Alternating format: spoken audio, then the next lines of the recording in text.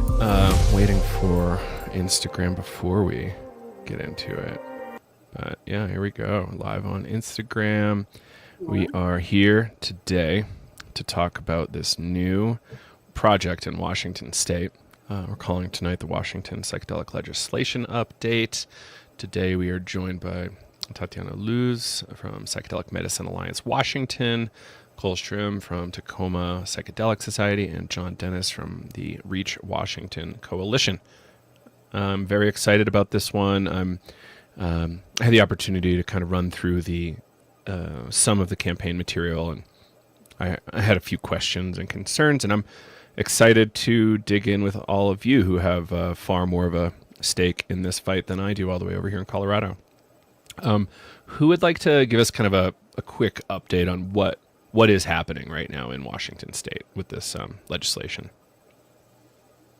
I can start. Please. So essentially what's happening is Senate Bill 5201, and there's a companion bill in the House, is being essentially reintroduced. I believe this is the third time that a model that is very similar to Measure 109 is being introduced into the Washington legislature by the same bill sponsor the entire time, who is Senator Jesse Solomon. And essentially this bill is like 3.0 revision, looking to set up a regulated access model to psilocybin only. It actually started out with being very similar to Colorado, and then they've since scaled it back in the past 2 weeks to remove everything except for just psilocybin. So they've gone back to just psilocybin services model, essentially. And this is happening at the same time as I believe we've reached the fifth place in Washington to pass decriminalization, and we've been working at this for the past 5 years. And so if Cole wants to speak to what was going on in Tacoma recently, I'd like to pass it off to you. Yeah, thanks, Tatiana, and thanks, Joe, for having us. So for those of you that have seen some recent media articles come out, I know a lot of you saw Paul Stamets's Instagram. We were really happy to have his support, but also we had a lot of support to make deprioritization happen in Washington's third largest city. This is the second largest city to pass a decrim supportive bill in the resolution in the state of Washington, and it was made possible because we have a robust community of members within Tacoma Psychedelic Society, and we were able to not only gain support from co-sponsors who are city council members, but also the mayor, who originally wasn't very into the idea of signing on to the bill. But once we met with her and we had veterans speak about participating in Stanford Ibogaine trials, librarians, nurses, therapists, creatives, you name it, we had so many voices that were representative of the span of impact that psychedelics have in individual human lives. So the mayor signed on to be an official sponsor, and we had unanimous support from Tacoma City Council, which meant a lot to us as a group, because we did initially come up against some ambivalence, and through those authentic stories, we're able to fully persuade and convince city government officials that this is what's right for their citizens. So That's fantastic. John, do you have anything to add? Yeah, well, so the big news, I guess, about the bill. So there's, like Tatiana mentioned, there's two companion pieces of legislation. One that's introduced in the House, which is HB 1433, and then Senate Bill 5201. They're basically two identical bills that both would allow regulated only access, and these are moving down both chambers at the same time, and they're both coming on for committee hearings this week. So the House Committee on Healthcare and Wellness is taking up the issue and has a hearing on it, essentially 1:30 to 3, that's Pacific time, on Wednesday, February 5th.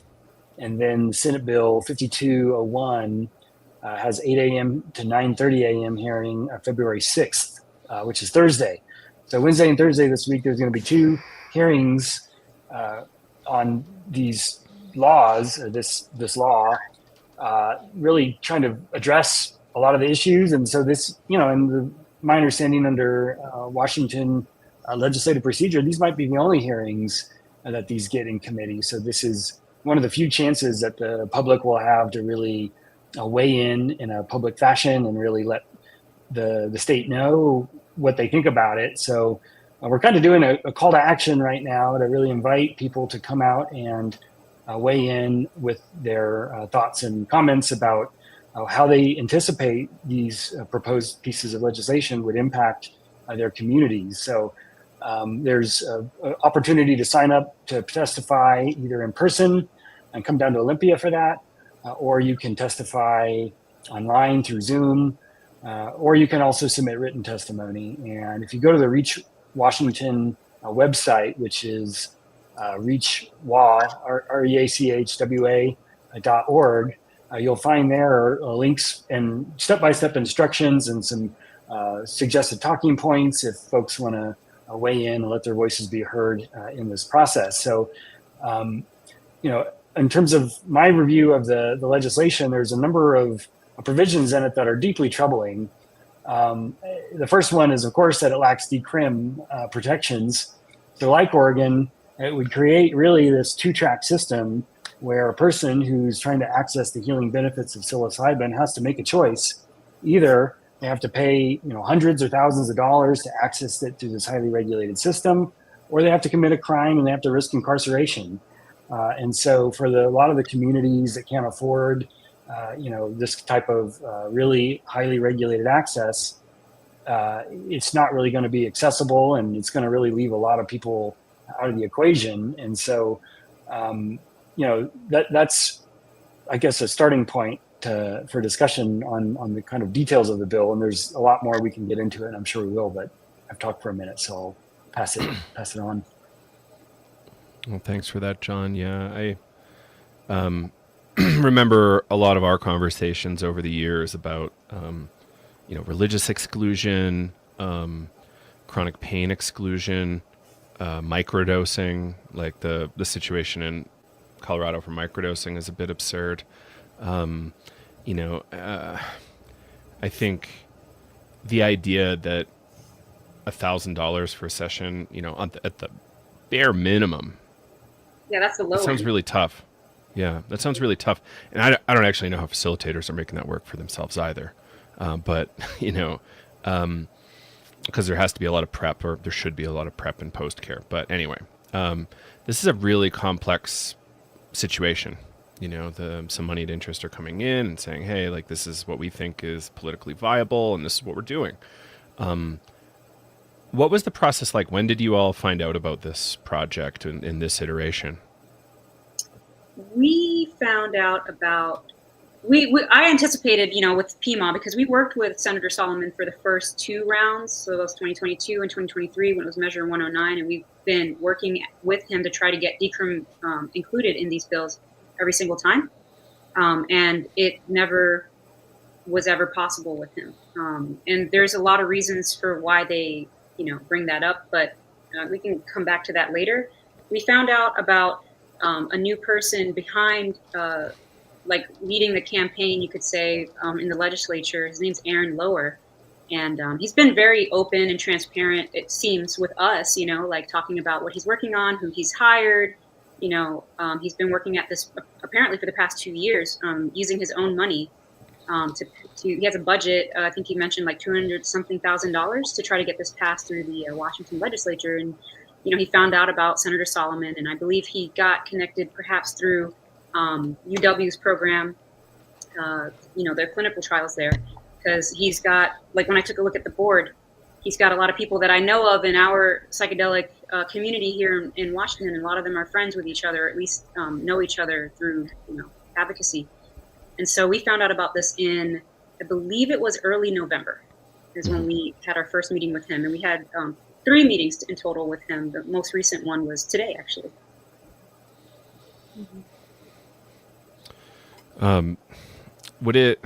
Like, does it feel like there was enough warning for this one, or enough like stakeholder inclusion in this one when it came in?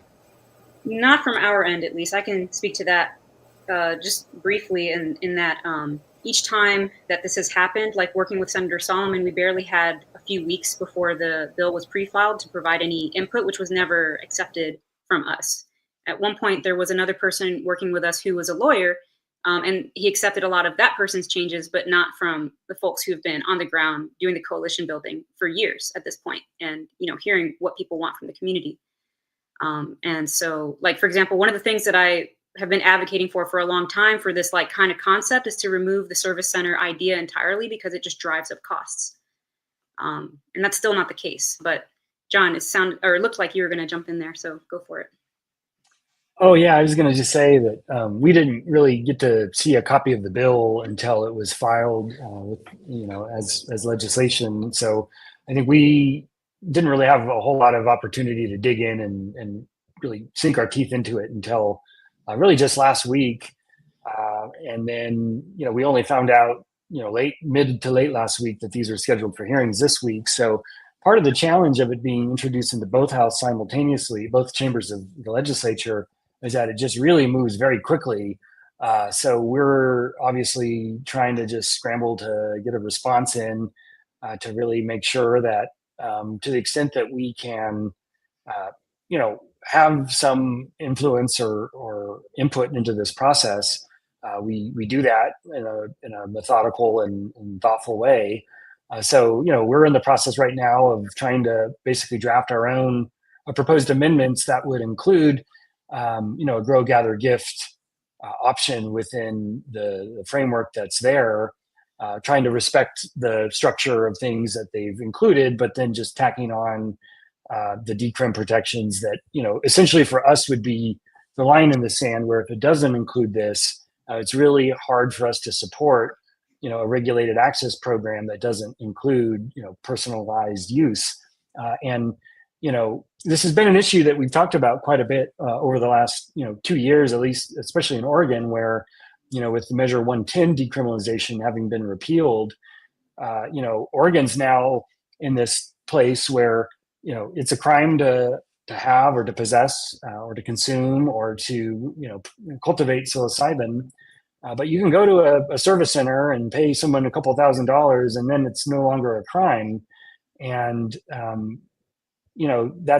that's just kind of an absurdity that really stops people from being able to access this. And the concern is that once an industry gets established, like in any industry, any field, the industry becomes self-protective, and it starts to basically, protect its interest and try to avoid competitors or other influences from coming in and taking up any of what is now known as a market share.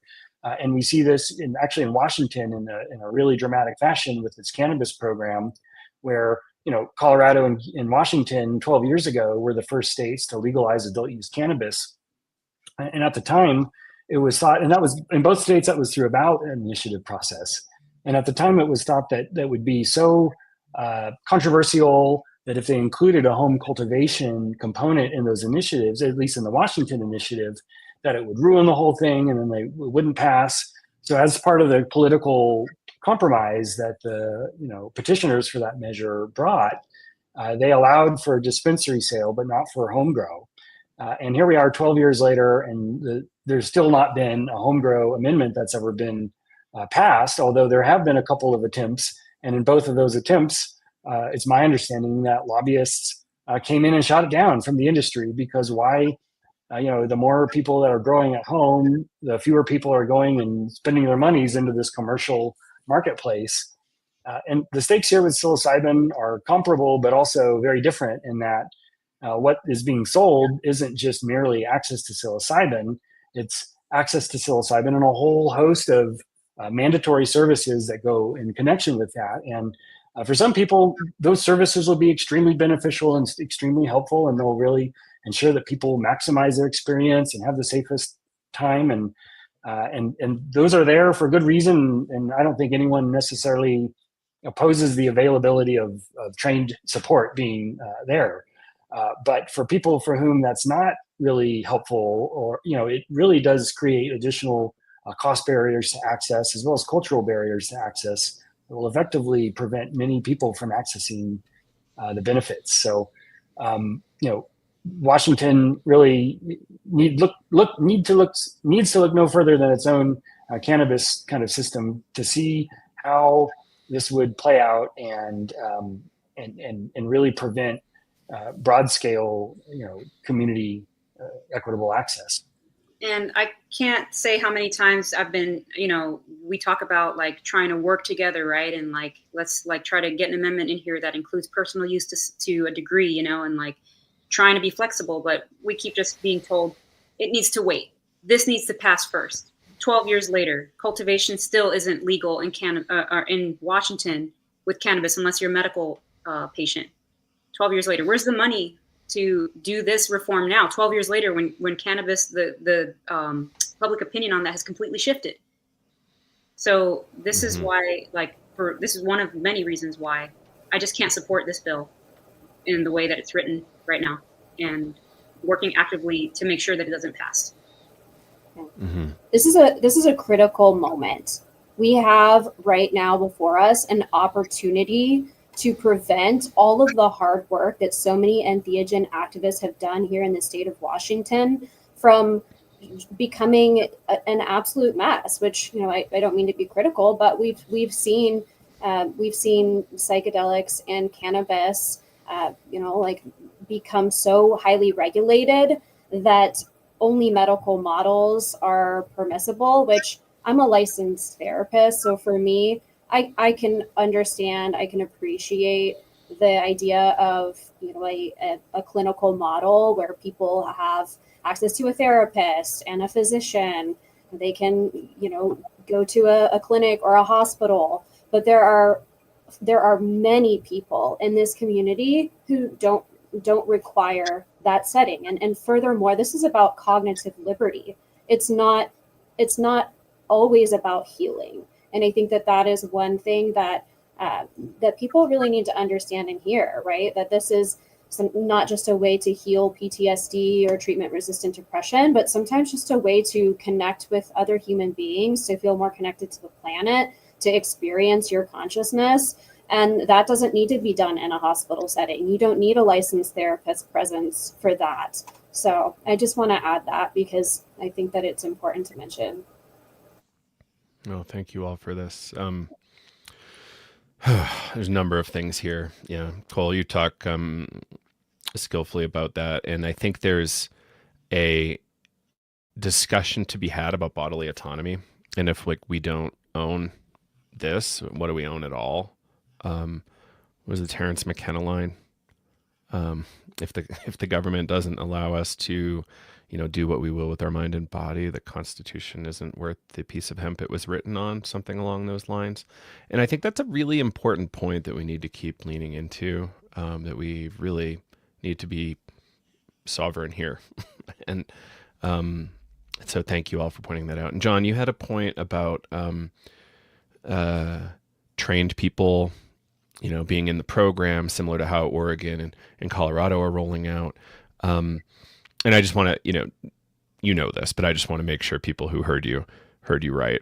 And there's no reason to think people existing outside of the regulated access model, where there's trained licensed facilitators with a very rigorous, is rigorous the right word? Tightly controlled curriculum is the right word, I think. And they pass a certain exam or whatever.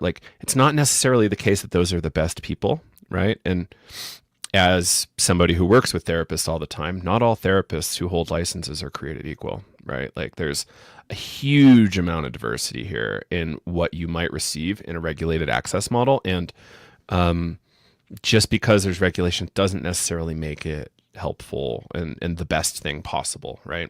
It means that some people jump through the right hoops. And what I'm seeing in Colorado is a lot of people aren't wanting to jump in yet to be a licensed facilitator. And Oregon is a lot slower than we thought it might be, for a lot of reasons. Yeah, it's just too expensive. Right. the facilitators have to renew their licenses annually. The service centers have to do all sorts of crazy stuff. Same with the testing and grow facilities. And it's, I think regulation's important, but like it has to be smart regulation. And,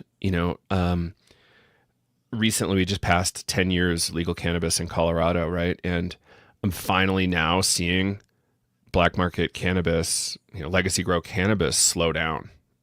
But it took a decade, like more than a decade, for that to like chill. In my orbit, I'm sure it's all over the place elsewhere, right?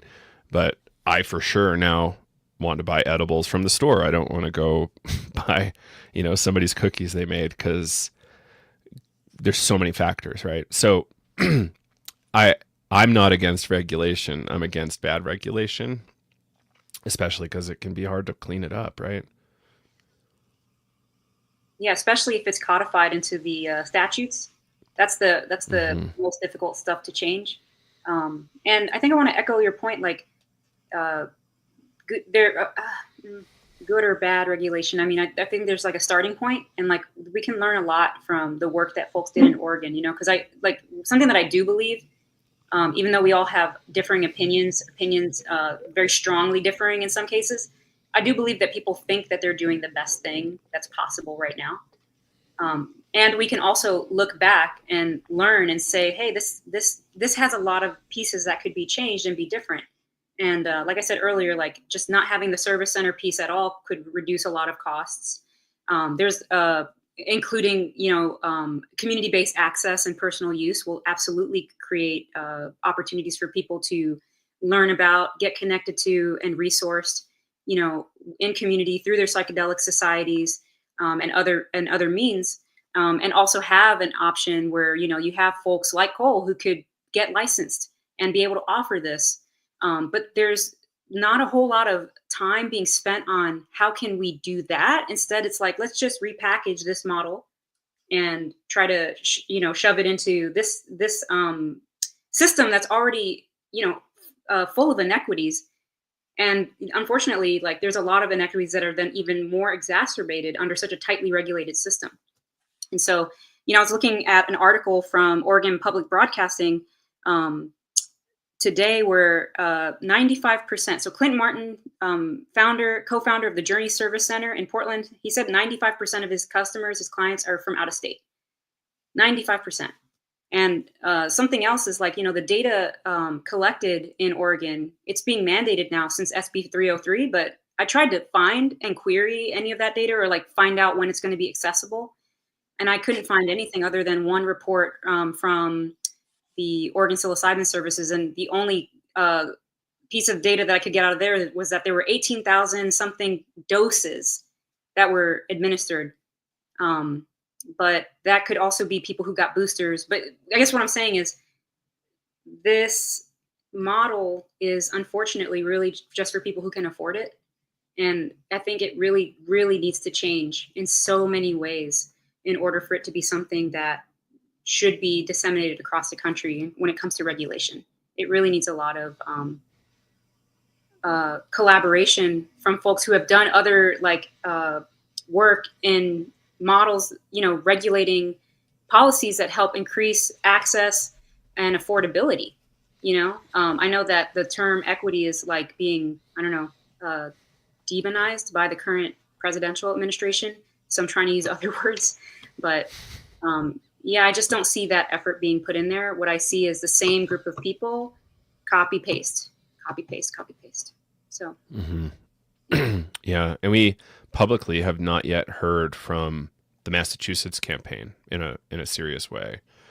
I plan to platform them soon, and hopefully they can share their lessons learned. There was a critique of the Massachusetts campaign, and I want some of you to comment on this after I say this, to see what your opinions are.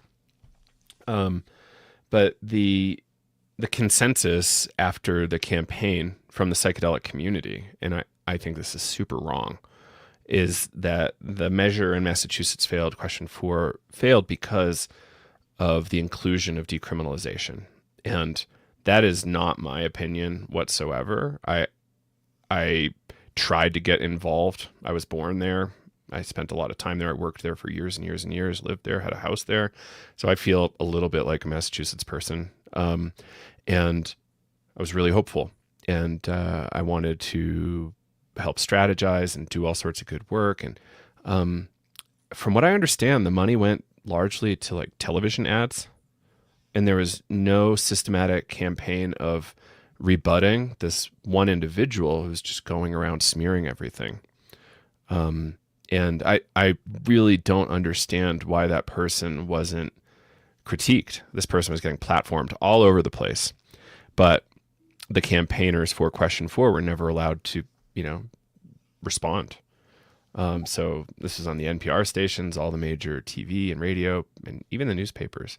So it was really mismanaged, and I don't understand it. And like, why spend money on TV ads when you could hyper target with, assorted internet ads? It just doesn't make any sense to me. And there's a lot of money. They spent tons of money on that thing. Anybody have any kind of commentary on that? Over $8 million they spent on the campaign, and the opposition only had, I think, about $100,000 in donations that was registered under to its name under the Secretary of State data. It's been the $1 million question, I think, in the aftermath of Massachusetts Q4's failing, why it happened and what are the lessons learned from it. And, to the extent I've dug in and tried to learn from it, I think the main thing, and maybe in some ways this is the simplest answer and maybe the most elegant, the campaign, I guess, on exit polling, they found that a majority of voters that they polled on exit polls didn't know anything about Q4 until they were at the poll. So it means that the campaign failed in its job to educate Massachusetts voters about what it was doing and what it was about. The first time you're learning about a ballot initiative is when you're there in the polls voting on the ballot initiative. Something didn't happen in the campaign that should have happened. And I think there's a lot of other noise or other issues that happened in that. But I think above all else, if people didn't know about it and didn't, learn, about it, then that's kind of the end of the story in a way. In Oregon, when we passed Measure 109, they were able to use their advanced polling data and determine that, people didn't really know what psilocybin was at the time. A majority of voters, I think a majority of Americans still don't know what psilocybin is. But with just the 30-second sound clip talking about the breakthrough therapy designation at the FDA level, talking about some of the research at Johns Hopkins and elsewhere and NYU, that with 30 seconds of information, they were able to flip people from either a no to a maybe or a maybe to yes. And if they're not reaching voters, then they're not going to be able to have that impact with their targeted messaging and the polling that they, and the focus groups they have and whatnot to try to really figure out how to message and how to educate on this in a succinct and efficient way.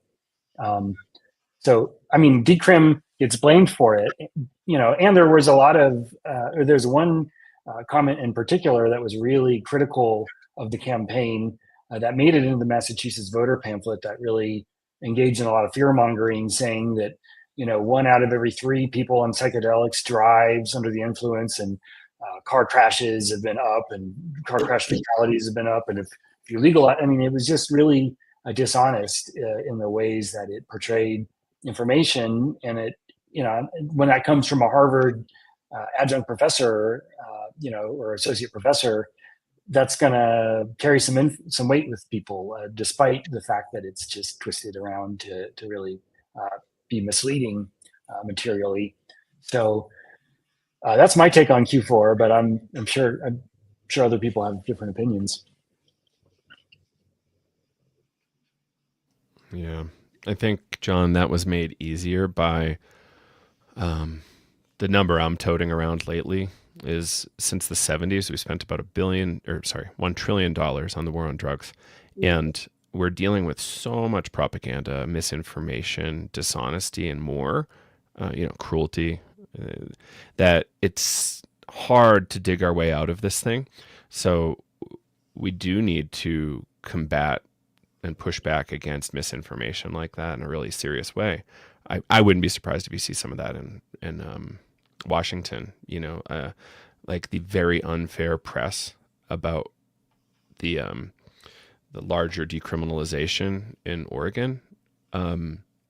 People are being told a story that's not exactly true, or they're being sold a very small slice of the truth as if it's the whole truth.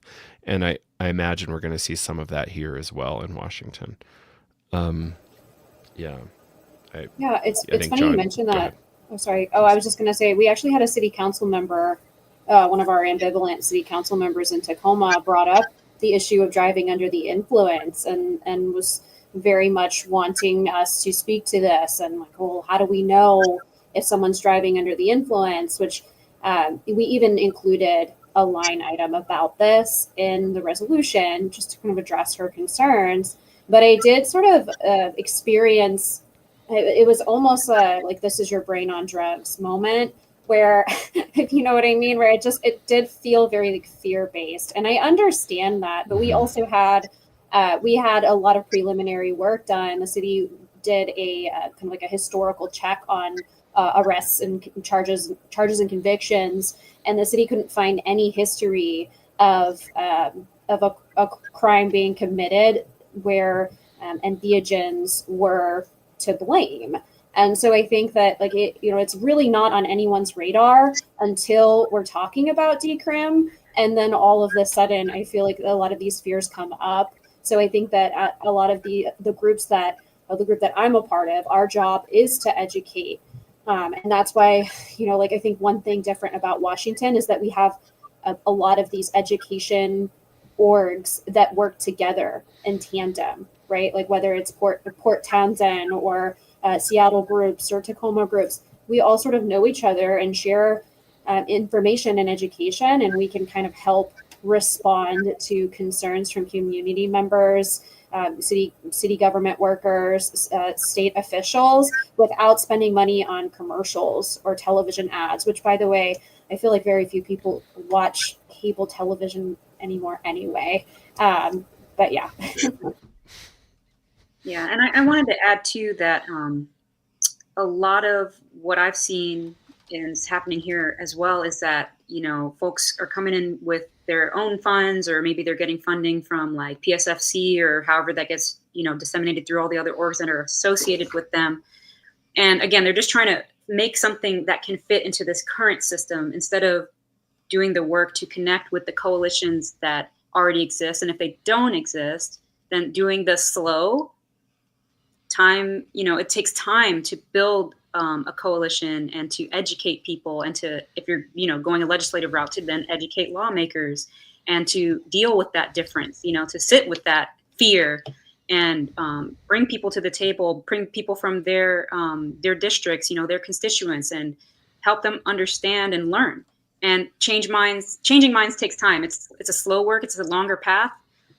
It's harder. It's probably more expensive, but that's the path that we believe in and that we're on.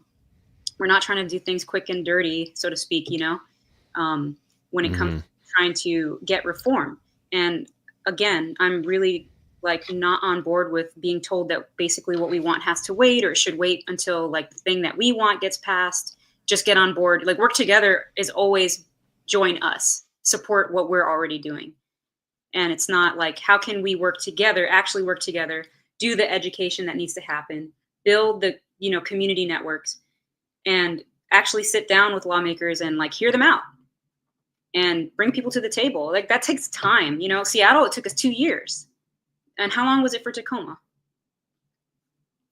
Over a year, I would say, a good year of solid work. So I would imagine, at the legislature, it would take 5+ years, to do this slowly and to keep approaching the issue, and not necessarily always introducing the same bill every year, because that's not a winning strategy either. But it will take time, and it's not something that we can do quickly.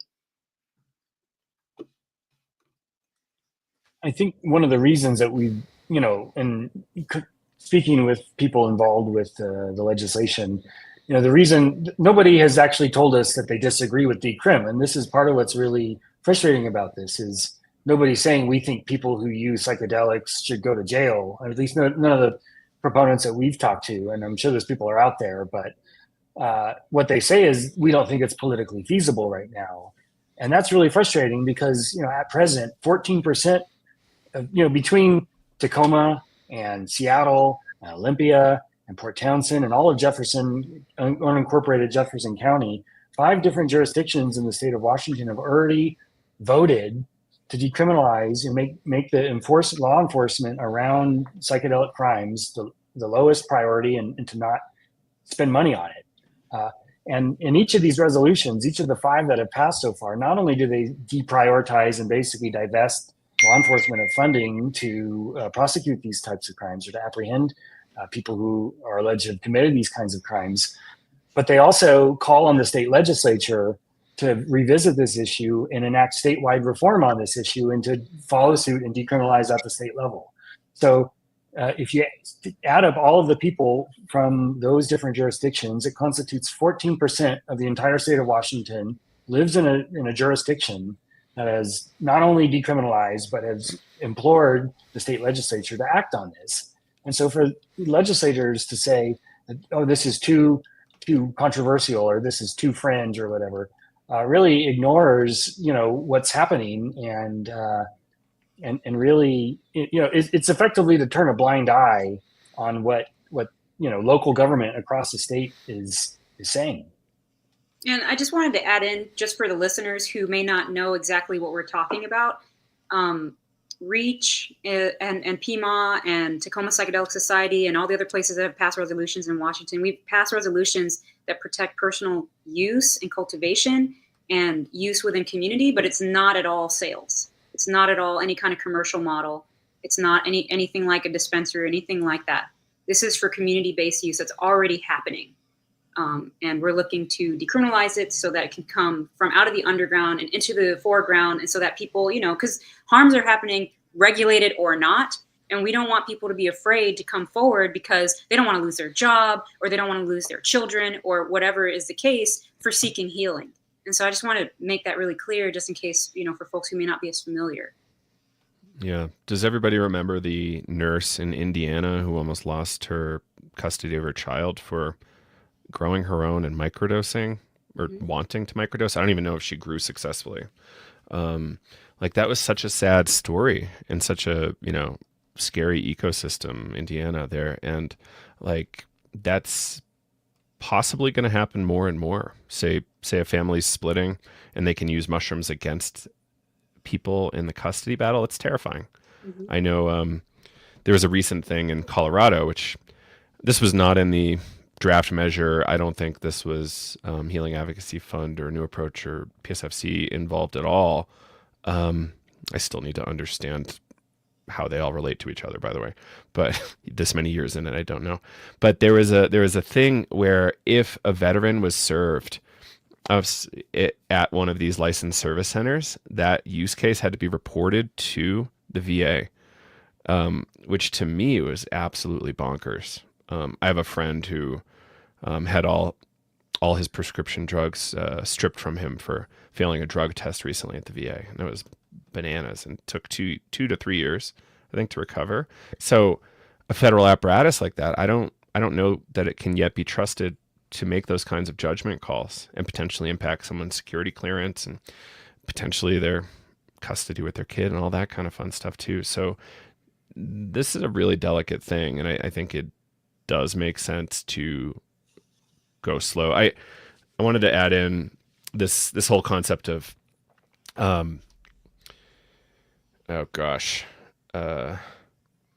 coalition building. I used to work with this climate activist back in 2006, 7, 8, and she spent all of her time building coalitions between unlikely partners and working towards a better bill as a result. And this is all, climate stuff. I think there's a lot we can learn from climate and Occupy and in the psychedelic space to do better coalition building, do democracy better. Right now, I don't know if people notice that democracy might be in a little bit of a crisis. So I think the better we can do democracy at the smaller scales locally, the better we're all going to do here. Yeah, I think we're of the position that we would rather continue to pass local reform across the state, and Spokane is working really hard to be the first on the east side to get something passed than we would to try to pass this bill anytime soon. We would rather continue to work on the ground here and build our coalitions across the state and do the education that needs to happen. And I know that that's where Reach is at, and I believe Tacoma Psychedelic Society as well. And we still have people reaching out. Like someone just reached out last week from Bellingham wanting to start a branch of PMA up there so that they can work with their municipality up there, and we're going to start mentoring them. So yeah, there's leaders pop up, mycelially over time, and we're really excited about that. And it comes when it comes. But I'd rather slow route than just try to, pass something, because there's all this urgency around, like, just get it through. And I've never understood it. I don't know if anyone else has thoughts on that, but I don't understand the urgency. I can relate to it because people are dying. And I, at the same time as, yes, I want these regulated models for psychedelic use. I'm purely, and the drug war person, like regulated supply for psychedelics is cool, but it doesn't really touch the larger issues in my mind. And, people are still going to get killed in the drug war, still going to go to jail for decades for nonviolent offenses. And this is all a larger cognitive liberty issue, and something we really need to pay attention to. So I'm pretty much there with you. I like, municipalities lowering priority on drug offenses is amazing. I'm actually getting a little nervous. I don't know if anybody saw the updates out of Canada. So the tariff situation kind of got chilled out temporarily because of fentanyl, in part. They said, this is our mutual enemy, fentanyl, and therefore we're going to really up our game on the drug war and organized crime and money laundering, which doesn't seem right to me that that's what they're going to spend on. And to me, that's going to come down to the drug war at large, as opposed to the much cheaper solution, which is defunding DEA, stopping enforcement, start funding treatment and education to back our way out of this $1 trillion war on drugs. Sorry for my soapbox rant that's not about Washington at all, but you guys are real close to Canada, so maybe you'll have an impact there. Yeah. And I hear you on that, Joe. I just want to mention, too, for anybody that's watching, I'm actually in recovery myself. And for those of you who haven't heard, there's an organization called Psychedelics in Recovery. And a lot of the research we see coming out about psychedelics are psychedelics' potential to help people with substance and alcohol use disorder. So I hear you, and I want to say that, right, rather than perpetuate a war on drugs, different drugs have different functions. And I always kind of describe it as some drugs allow you to escape, some drugs allow you to face. And I also don't want to put any like blame or guilt on escaping, because I think we can all understand that there are a lot of great reasons to want to escape the world we live in right now. So. Yeah, absolutely. And I'm just trying to resist going into the war on drugs thing further to give you all more space. So I'm going to resist it. You can listen to any episode of Psychedelic Stay and you'll hear plenty about it. So let's go back to Washington. So, all right, the next step is you are all submitting your suggestions in the very near future. And there's a chance for the party who's proposing this stuff to respond and potentially say, yeah, maybe we need to include this. Or how does this work from here? Yeah, so we need to find essentially an amendment sponsor who would introduce our proposed amendment. And we've got a couple of leads that we're pursuing, and I don't want to say too much about that at present, but we're drafting the amendments and basically really trying to have an educational drive at these hearings, because one of the kind of political experts and consultants we spoke with about this process kind of told us in no uncertain terms, you all are going to know way more about this subject than any of the legislators. I mean, the legislators are not necessarily comfortable even talking about this. Like, it's not something that they're familiar with. They're definitely not like experienced in this, these altered states, and they don't really understand the nuance. And there is a lot of policy nuance between, between all of it. And so I think when I was reading through the draft measure, and I, like Tatiana said earlier, we did speak with the kind of main private individual who's sort of leading this initiative. He's not a senator, but he's promoting it and funded the drafting of the current legislation.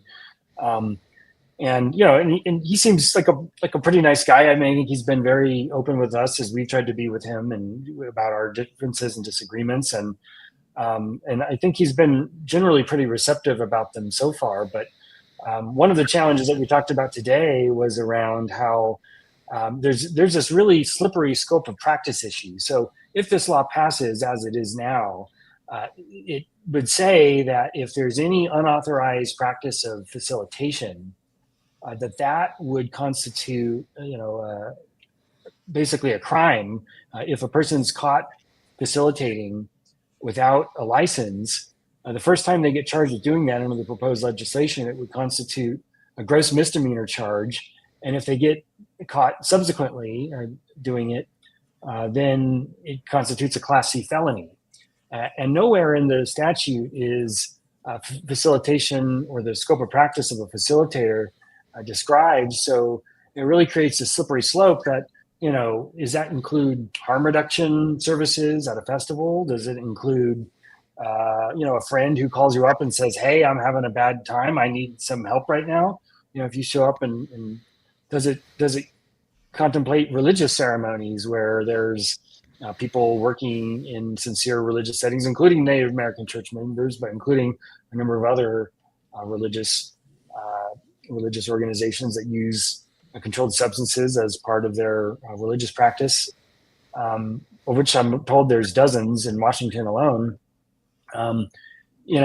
Where is that line between what constitutes facilitation and what doesn't? And, are you going to really go in and potentially charge people with crimes for trying to help other people? If you provide information to a friend who says, hey, I'm thinking about trying one of these substances for the first time, and if you know something about it and you share information, did you all of a sudden just commit a facilitation, unauthorized practice of psychedelic facilitation? So there's no definition of this, and it really creates a lot of fear. I think that there's going to be kind of a creep that gradually goes further and further to the point where friends helping friends is no longer legal, and in fact it becomes criminal. And I think that's part of that kind of delicate balance. And when you have a regulated system and a not regulated system, when the not regulated system is illegal, then it becomes more and more dangerous to do common sense things to help people who are operating or in the unregulated system. And that's part of what drives us. I think it motivates us to really want to attack this and not let that become the new law of the land. Mm-hmm. Yeah, I'm seeing a lot of this scope creep in Colorado right now, John, and we just started getting regulated access about a month ago, maybe. Like, I don't actually even know if there's service centers offering services yet, but the scope creep is real. And hey, Joe, I have a question about the Colorado. Is the decrim aspect of the statutes under any threat right now? In a speculative capacity, as far as I know, yes. Okay. But I don't know of anything really on the ground threatening it. Okay. I think, in my experience, like, this is, as good as it gets in America right now, in Colorado, and I really like it a lot. And I'm not really eating mushrooms very often. And yeah, just what it's developed for a culture of openness. And you made a really good point earlier about like this underground thing, like the underground aspect of it, like making people hide creates dangerous situations that law enforcement can't get involved with, courts can't get involved with too easily. Like, how many cases are just thrown out of the police station because, oh, drugs were there, see you later.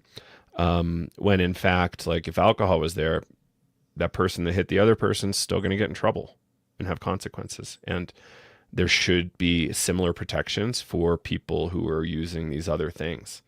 Like, I think a good portion of the problems from psychedelics are coming from we just can't talk about stuff publicly. We can't air our laundry. We can't go to the lawyer to try to figure out how we can get that person that hurt us. Mm-hmm.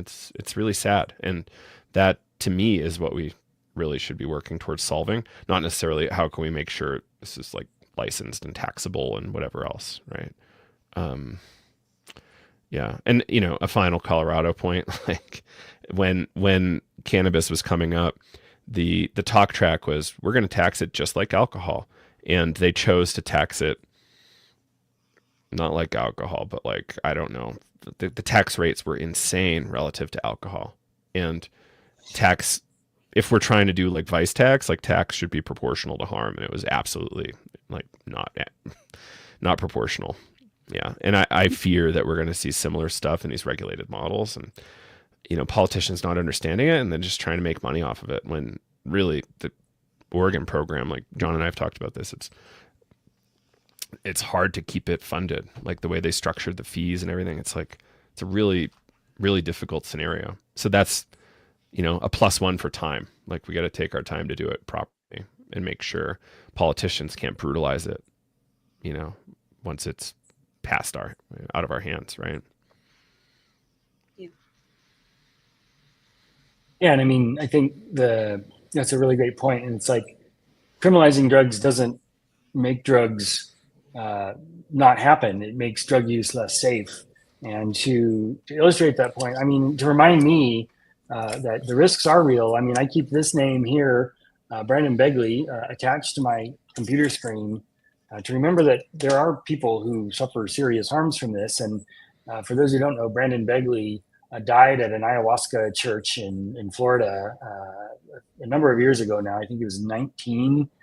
And anyway, the reason for the death really had more to do with the fact that this exists in a legal gray area, and the people there at the service basically delayed calling 911, in part because they were afraid of getting in trouble.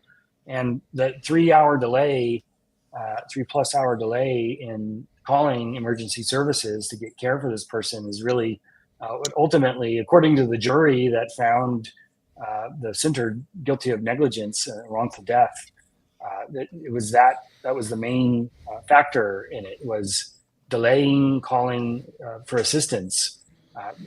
And so people, I mean, this is just the clearest example that we have, at least that I have on Q, that, if we continue to criminalize, we force people to really balance between, do I get help, or do I and risk getting caught, or do I just wait it out and see if it's okay? And, good public policy doesn't force people to have to wrestle with that. It just recognizes that people are going to make decisions, and it gets the barriers out of the way to getting help. Our friends at SSDP did a lot of work on that topic. Good Samaritan law, they call it. So you're actually not going to get in trouble, at least according to the law, if you call the police or an ambulance to get somebody help when they need it, so they don't die. Yeah, so that's a big deal. And thanks for bringing that up, John. That was this is how I lose friends, but it was Soul Quest Church, I believe, and they had a lot of problems. And yeah, I was a relatively vocal critic of them before that happened, and after. I think students dropped out of our programs because they were doing a lot of ayahuasca mid-COVID, and that was like a big no-no for me. In such a public place, especially Florida, which was a little problematic at that point. So anyway, that's enough of that. I'm sure I'll lose some friends over that one tonight. That's fine. But closing thoughts on this whole thing. Anything we want to bring attention to? I really want a system, regulated or not, that's going to be accessible to people in Washington and is affordable. And that's what I mean by accessible, is that it's affordable. And of course, having something that's held in community is really important to me. But hearing your earlier statement, Joe, about our mental health crisis, which I'm aware of, and the urgency around people wanting to do something, that they think is viable right now. I can really relate to that, Mm-hmm. but I really don't want to do it when it means that you have to pay $2,000-$3,000 for healing. Maybe you get a scholarship, maybe, if you're one of the lucky few that gets approved for one. But as far as I know, there's a very few nonprofits that are actually doing that. And I don't want to have a system that relies on nonprofits and philanthropy to make things a little bit more accessible for folks. And so, we do really believe very strongly. And if I lose friends and supposed allies because of my opinion here today, then so be it. I'm still going to keep doing what I believe is really important to go alongside something like SB 5201. Yeah. Reminds me of GoFundMe being one of the bigger healthcare platforms out there. It's terrifying. Mutual aid. Yeah. Mm-hmm. Cool. John, Cole, any closings here? Just to add on to what Tatiana said too, I think that this idea that there would be some inherent privilege to being able to access a medical model, I think that really doesn't sit well with me for obvious reasons, and then also for the reason of origin, right? Where do entheogens come from? Right, they come from indigenous cultures and practices, and so I think that it especially doesn't sit right with me that privilege would be part of the rollout of the law for psychedelics in Washington, because I think that we really owe it to the cultures from which entheogens came from to make entheogens accessible to everyone without privilege, increased access. So, I think I would just close with, in response to this allegation that decriminalization is too politically polarizing, I mean, the American Medical Association came out last year in full support of decriminalization and sound public policy. This is no longer some fringe theory, or, the more people are able to access help and services, which they don't do, and if they're committing a crime, they're not nearly as likely to go and confess that they've done something that can get them in trouble. So as Washington, this is the chance to really make our voices heard. And we have two opportunities this week to let legislators know that a system that continues to criminalize people while it makes other people money in a regulated marketplace, while criminalizing people from doing the exact same activity from the comfort of their own homes, is an absurd policy that is not founded in equity or justice. So the hearings that are coming up are this week on Tuesday the 5th at 1:30, and Wednesday the 5th at 1:30, and Thursday the 6th at 8 a.m.